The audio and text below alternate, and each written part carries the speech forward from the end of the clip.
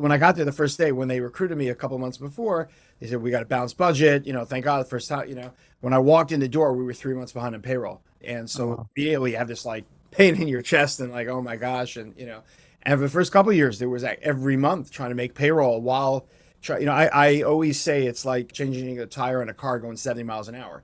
You can't stop your business while you're trying to fix your business. And so what you need to do is you need to triage what are the most important components that I'm going to need to move forward.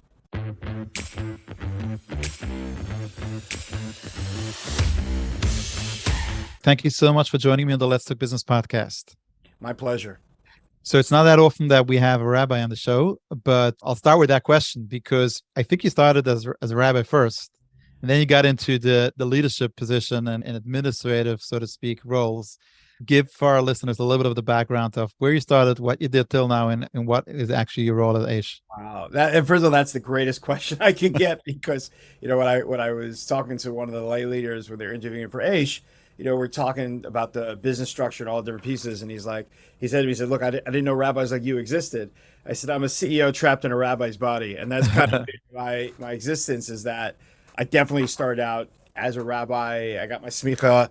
I later on got more training. My original master's was in medieval Jewish history. So even that wasn't really getting ready. And then I went to work for NCSY and the Orthodox Union for 22 years. And all of my jobs along the way, I was an assistant regional director, a regional director of NCSY, a international director of NCSY, the managing director of the OU.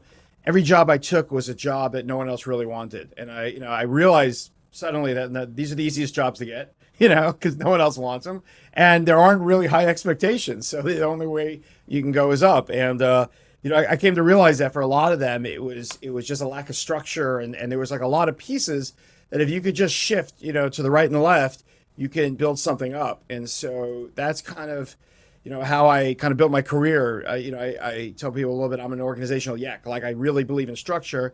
On the other hand, personally, if you come to my desk, it's messy and stuff, so I kind of play both roles. I understand the programmatic aspects and all those pieces, but I really appreciate structure and how when you're scaling up, it's one of the most important things to latch onto.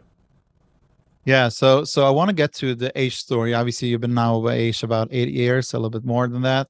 And I want to get to how you got to Aish. But for our listeners that are not familiar with the Aish empire, so to speak, give us like a little bit of a breakdown as far as what's going on in that organization. Yeah, first of all, I just love the name Empire. People say like, what title do you want? Title CEO. I'm like, well, first I wanted to be the Emperor of Aish, and that didn't work so well, so I became the CEO. Yeah, look, Aish has been around for 50 years. With Noah Weinberg was just an absolute giant within the Jewish world. And he realized, before anyone else did really, that there were so many Jews that were not connected to Judaism. And he came to the old city, and there were all these Jews backing through the world that would just wind up at the Western Wall. Mayor Schuster is a famous personality that would walk up to them. He famously didn't have a watch. He'd say, do you know what time it is? And the next thing they'd know, he'd say, oh, would you like to come to a class from a rabbi? And so he just built something that didn't really exist, which was a yeshiva for people that didn't know Aleph Beis. And he was wildly successful. Aish, spread around the world in terms of that movement. The movement really is about giving people the intellectual tools to get close to God, really connecting them to Torah, to Jewish wisdom, to all those pieces that'll put them on a good pathway to the Almighty. And over the years, it spread branches around the world. Jerusalem and the Old City, if your back is to the Western Wall, 50% of what you're looking at are the three buildings of Aish HaTorah. And Yes. it grew and grew and grew. So tell us a little bit more about you were called in. Based on my understanding, is the organization was in a stage of almost bankruptcy, so to speak. What happened? Like, what is the bigger expenses of the organization, and what happened? Yeah, look, it's a very common story. When you have the charismatic founder of an institution and the founder just disappears. So, Rav Noach was a serial entrepreneur, and there were all these kind of businesses that were kind of built out through Aish. And with him gone, the tether was gone. They started to float away. And he was gone doing the major fundraising. There was a lot of questions of who should continue and lead. And for a number of years after his passing, we hit real financial decline to the point where we were basically bankrupt, in terms of the money, etc. And there was a group of lay leaders, about 5 business people, who said, okay, we've got to figure out a way forward. And that's where they stumbled into me, and like, as I said before, my background had been taking things that were somewhat broken and fixing them. And I think that for a lot of folks at Aish, they had only kind of been within the Aish world and hadn't seen a lot of stuff outside. For me, there's nothing I saw at Aish I hadn't seen in other places. And there's nothing I saw at Aish that I didn't think could be fixed through various tools and ways and structure and stuff like that. And so that's kind of how I got my job 8 years ago. And thankfully, we had the mothership, I call it the mothership, lack of a better term, in Jerusalem. At that time, it was an $8 million budget. And like I said, we were bankrupt, massive debts and stuff. We paid down over $11 million in the first 4 years in debt. Wow. We continue to pay almost $2 million a year in debt. But thankfully, 8 years later, we have a $24 million budget. We're raising about $17 million and we're growing. Oh, wow. So I want to dive in a little bit more into this conversation because, our listeners are entrepreneurs, business owners, and we have both sides of the spectrum. We have those people that need to refocus in their own company. Sure. And then we have companies that are going out and finding leaders to bring into the company to save the company or grow the company and so on and so forth. You coming into such a empire, we'll use the word empire, knowing that it's a sinking ship, knowing the challenges that they have, like, what is the playbook? Like, let's share with us a little bit of the playbook coming in, trying to fix things, where you're looking first. Sure. I mean, look, the one benefit you have is it can't get worse, so in terms of that, it takes a little bit of pressure off of you, although I will say I was very blessed. And this is where a lot of siyata d'shmaya, a lot of help from heaven comes into play. 2 or 3 weeks after I got there, we got a new controller who became my CFO. His name's Jamie Feinmesser, who was like, my brother. And like, had I not had him on the financial piece, I wouldn't have been able to get there. And there was a lot of stress along the way of not being able to make pay. When I got there the first day, when they recruited me a couple months before, they said, we got a balanced budget. When I walked in the door, we were 3 months behind in payroll. And so immediately you have this pain in your chest and like, oh my gosh. And for the first couple of years, there was every month trying to make payroll while I always say it's like changing a tire on a car going 70 miles an hour. You can't stop your business while you're trying to fix your business. And so what you need to do is you need to triage what are the most important components that I'm going to need to move forward, And, I had this to someone I was talking about early on from another institution. And he said, what is your vision, your dreams? And I said, well, my top 10 priorities, 1 through 9 is cash flow. And 10, pick something, He said, no, Rabbi Burg, you have vision, you need a dream. I said, look, when you started your institution, what were there, 2 or 3 of you there? I've got hundreds of people here. Like I can't just, stop while I do that. So, the cash flow was super important, making sure we were able to do that. The first 4 years was really total reactive mode, trying to figure out how we're going to pay this, what we're going to do this, what we're going to bring money for, trying to structure the institution. One of the biggest challenges we had in Aish, and I think there's challenges in almost every business I know. I have this joke I tell a little bit about it. Rav Noach was just an incredible person. And he used to say, everybody has to take achrayus. Responsibility is very big in Aish. You have to take achrayus. And I used to joke, at Aish, everyone takes achrayus, no one takes responsibility, right? Because I would say, well, who's in charge of the database? Yeah, there was a guy 3 years ago who was here. Like every time you tried to uncover who was responsible for things, and there was something else, something called an SFP, right? SFP. An SFP is a self-funded project, right? The way a self-funded project worked was you came to Rav Noach and you said, Rav Noach, great news. I can save the Jewish people. It only costs $50,000. And I've got $50,000 from a donor, and they would throw it into the budget, right? Really, it costs $150,000. Really, you only had $10,000. But meanwhile, the budget I would call a cholent, right? They would throw beans in there, they would throw barley, they would throw potatoes, right? And it was a big mix. So when Jamie and I did a flow chart, an org chart, it was like 5 pages that we had to like tape together. Oh, right? wow. No one reported to anyone, right? Because everything was a self-funded project, right? And our job was to basically unravel that and create reporting structure, right? Because that's how these things need to work. Someone has to be responsible to someone, just because you got to know what's going on. And that was also a lot of bringing these SFPs back in. But then when you bring them back in, for example, I'll give you a great example, Aish.com, right? Yeah, sure. Today we get over 1 million people a month, Aish.com was an SFP. And they're terrific guys. But I had to say to them, we want you to come back in the organization. And don't worry, we'll take care of the money, right? The whole reason, but they were one of the guys raising our own money. So you mix credibility with your ability to execute, with your ability to triage, to kind of slowly, put the toothpaste back in the tube, and then to be able to move forward. It reminds me, I once spoke to a leader of an organization. He says the only difference between a nonprofit and a for-profit is the 501c3 status with the IRS. It has to run the same way as you would run a for-profit business. Yeah. I guess my question to you is, and obviously you mentioned before about passion, and I think we all know you got to have passion towards your business and what you do, in particular when it comes to running and being part of a nonprofit, which you have to believe in the cause, you have to believe in what the stance are. You mentioned the Rabbi Weinberg, like this. We all know what he's been doing, and everybody has an Aish story, as you call it. Like we heard these stories, people going there, finding like years, like, oh, this is how my connection became, and so on and so forth. I guess my question to you is, how do you pick and choose? As a leader, you have to be responsible, you mentioned before, and you have to understand that every type of program could make a huge difference. And speaking about from a value perspective, from a Jewish perspective, each, if you save one person, you're saving a world. So how do you go about those type of decisions, which is a little different than maybe a business owners will go with their P&L directly decisions? Mm-hmm. Yeah, look, I'll explain exactly how we did it. And we used a business tool to help us make those decisions. I'll explain exactly what I'm talking about. Sure. After 4 years, I've been there 8 years. So there's like first 4 years was just reactive, keeping the whole thing afloat and patching everything up. We were able to bring in Rav Berkowitz, who is the Rosh Hashiva, who really took Rav Noah's spot, who is one of the most phenomenal leaders, Gedolim, in the world. Really, he's amazing. In terms of Kiruv, 90 to 95% of Shilas go to Rav Berkowitz. And what we did was he came in and we said, okay, now we have to go. And even my donors that brought me in, we have to go from being reactive to proactive, right? We spent 4 years fixing. Now we've got to go do something.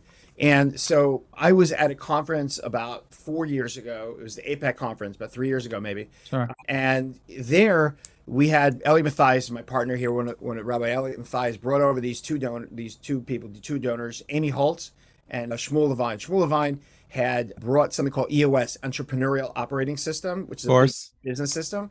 He had brought it to his company that sold it, and he wanted nonprofits to use it. And Amy was the implementer to help us do it, right? And both of them Bali Tshuva and incredible people.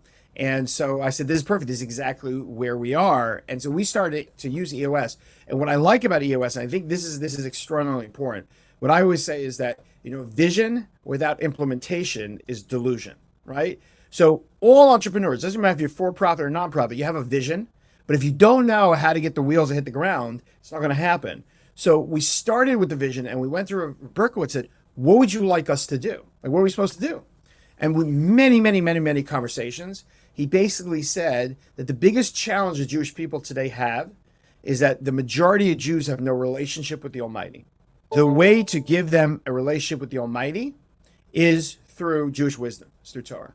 So we set a 10-year goal to get 3 million Jews, that's 20% of the Jewish people, 3 million Jews who are not currently studying Jewish wisdom, to study Jewish wisdom.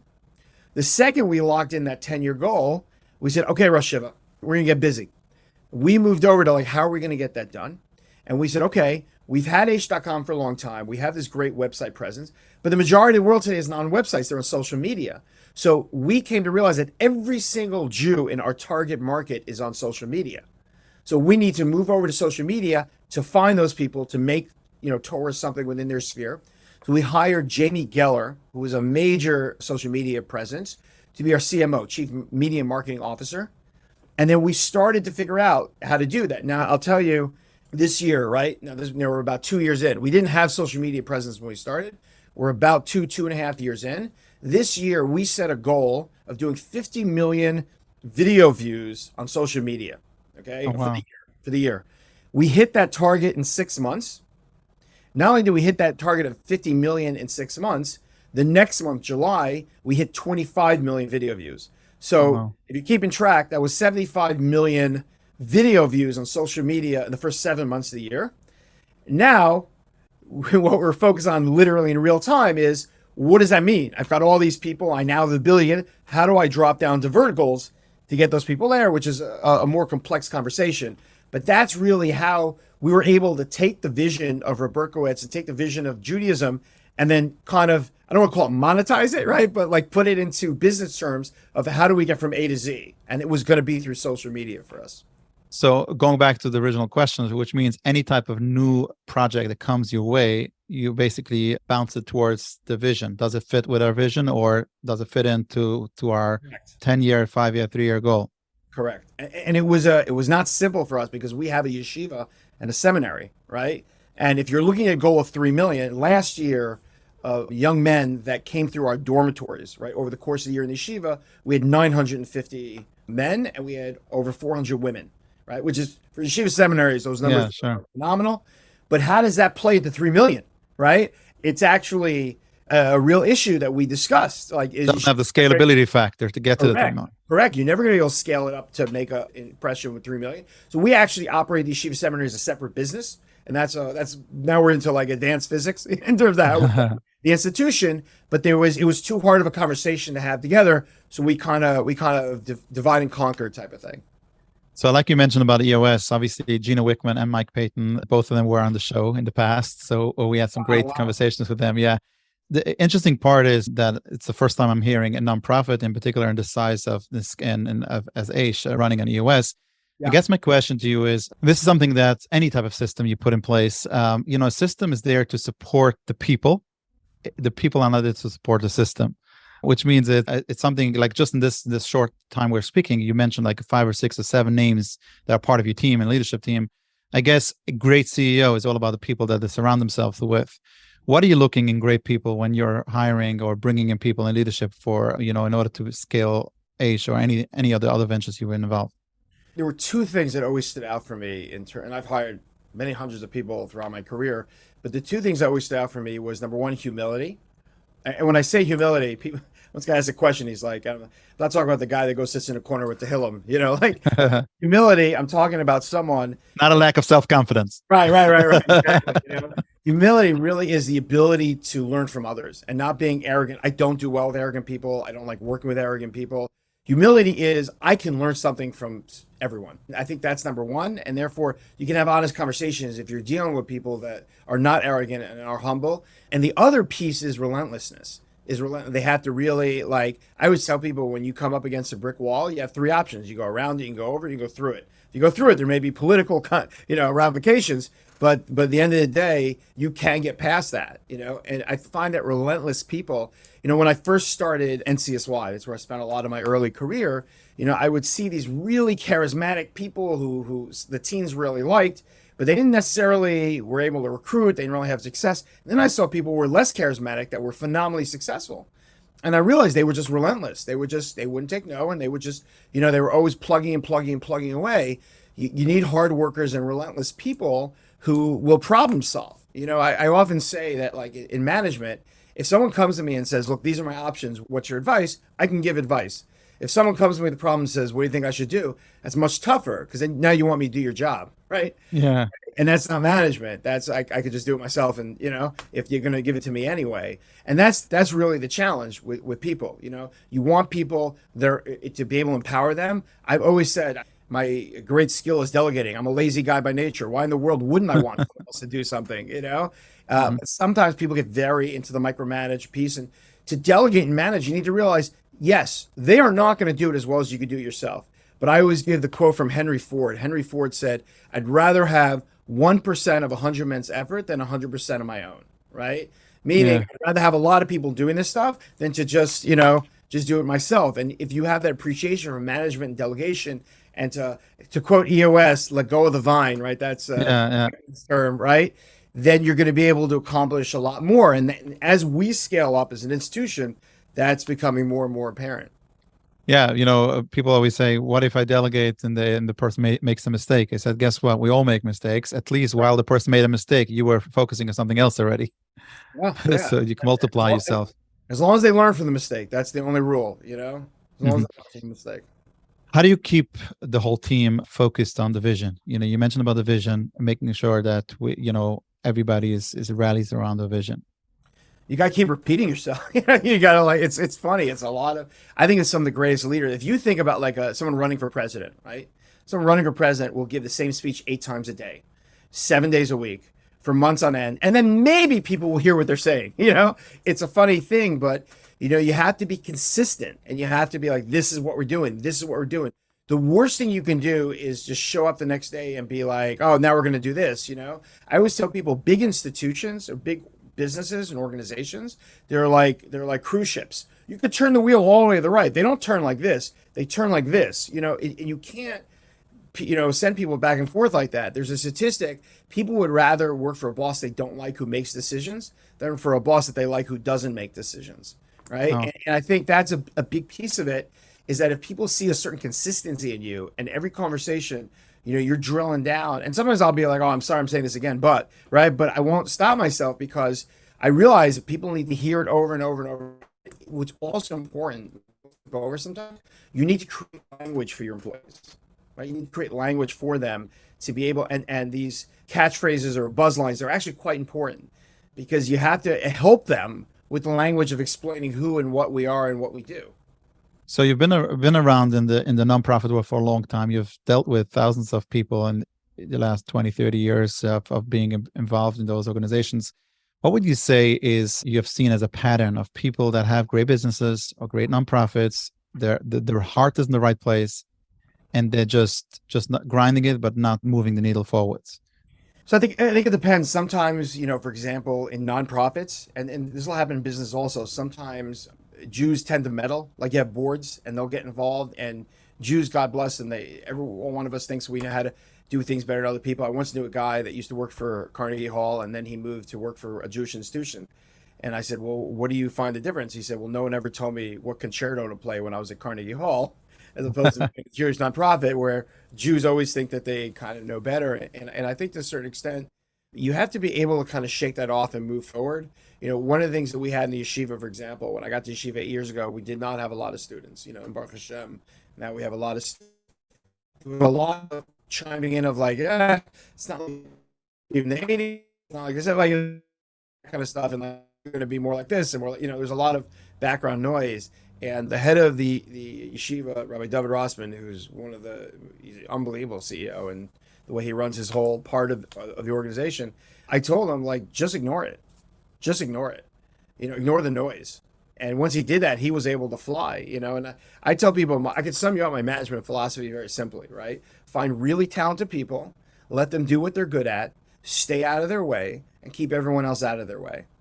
And so sometimes, people have thin skin, and even though they know what they should do, but there's like all this noise, and they get distracted, and they second guess themselves. I think that's a big mistake, and I think that does prevent really good people from doing what they need to do, because they know what needs to happen. Wow, that's amazing. And obviously, we're all familiar with, like I mentioned before, by the Aish story. Is there any story that comes to your mind, like your Aish story? A story in terms of like something that you've seen as somebody, the inspiring factor from the, what you've seen on the other side. I mean, like real, like Jewish inspiration. Yes. Yeah. Let's speak about Jewish inspiration. Look, I gotta tell you something. I am the most blessed man in the world. Every single day, I'm talking to people coming through the building or hearing these stories of people. One of the greatest things we have, and it's a story a day almost, is if you go to our website, we had a challenge. We had a business challenge, right? People come to the website and then they leave the website. How do you know who's there? How do you engage? So there was a donor by the name of Bob Dieter, who was absolutely spectacular person. He did hotels.com and he did getaroom.com, and he partnered with Rabbi Nehemiah Cooper-Smith, and they came up with this idea of instant chat, where if you go to the website, within 30 seconds, a rabbi comes on and says, can I help you? Right? Oh, wow. And then can engage someone. And we're at the point where 50 people a month are being placed in physical Jewish locations, and there's a great story. It's actually on Aish.com of a family from Oregon that was like kind of had heard they were Jewish, weren't sure, got engaged, spoke to this rabbi, connected them locally, and they wound up making Aliyah and came to Israel. And there's so many, every one of those stories of people, people didn't opt out of the religion today, right? People, it's not like the old days where like they came out of the Holocaust early on, they rejected their heritage. They have no clue of how precious their heritage is. And so for us, it's just about going to our brothers and sisters and saying, this is something unbelievable. And guess what? It belongs to you as part of your birthright, right? Every interaction like that, every story, every guy in the yeshiva, you sit there in Yom Kippur in the yeshiva with guys with tattoos and earrings and all these things, and and their prayer is so sincere.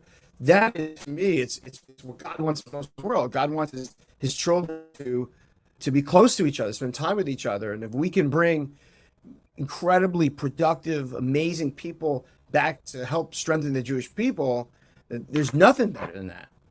Beautiful, beautiful. This has been great. For the link resource mentioned in this episode, check out the show notes at www.petergroup.com/podcast, where we'll link up to aish.com, .org, I guess it is. Let's close with the 4 rapid fire questions. Aish.com? Either or.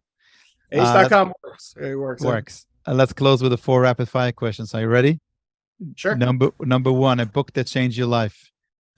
5 Dysfunctions, with a tie really, but 5 Dysfunctions of Team by Patrick Lencioni. Great book. To me, is the Bible. You can't move your organization institution without, I call him the Rebbe. He's just, is amazing. But 5 Dysfunctions of Team is his Bible. Number 2, a piece of advice you got that you'll never forget. Wow. I know it's supposed to be rapid. I have to just think about it for a second.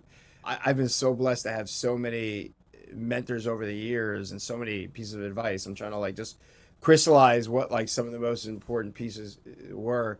I'm trying to think. I can't think of a piece of advice. I just know for me in my career, it was my mentors. I always had people that believed in me, that would give me advice, that would prop me up. I'll just tell you a quick story. Rabbi Meny, who's the executive director of the Simon Wiesenthal Center, who I think is one of the greatest claw people in the universe, was a mentor to me when I ran NCSY out in Los Angeles. And I would mention to him that, it's very hard. You work with all these teens and people, they'll tell you what's wrong. No one's telling you what's right. Yeah. And so I ran a massive Shabbaton, 700 people and everything. I'm exhausted. It's Monday morning. He called me up and he says, "Oh, let's go out to lunch." Great. I run home. I put on my suit, I come like a mensch, and we sit down. I don't know what's going on here, is he gonna, he says, "I just want to take you out to say thank you." Oh, wow. It was one of the greatest moments of my life, because here was that one that totally got it and totally understood it. And I have tried to carry that piece of advice over to reach out to people, not when they're on a high, but when they're on a low, when someone goes through something difficult, or just, giving someone a pat on the back. That to me has been a major piece of importance of who I've been able to become. Wow, it's so important. Yeah. And it's sometimes, the person thinks him just doing a small deed, but ultimately that pat on the back or that good 2 words, thank you, could go a long way. Number 3, anything you wish you could go back and do differently? No. No. And Love it. I tell you, I have a big fight with a guy, Avi Katz, my beloved friend. We were cabrusas for years.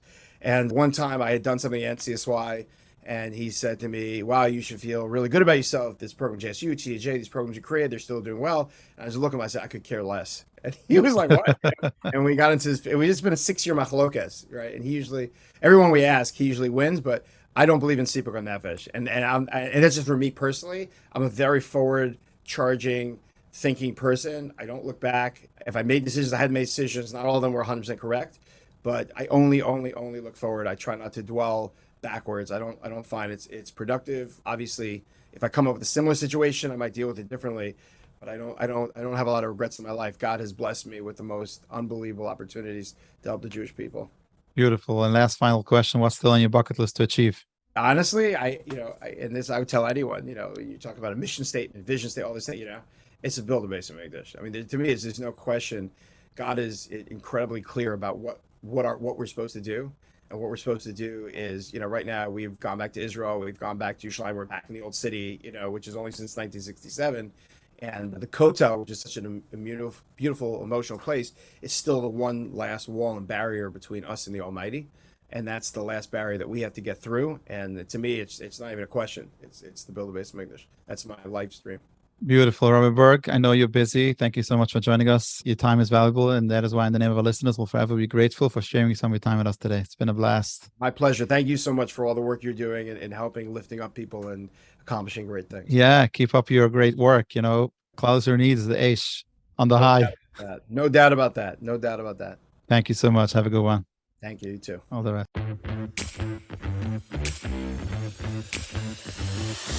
best.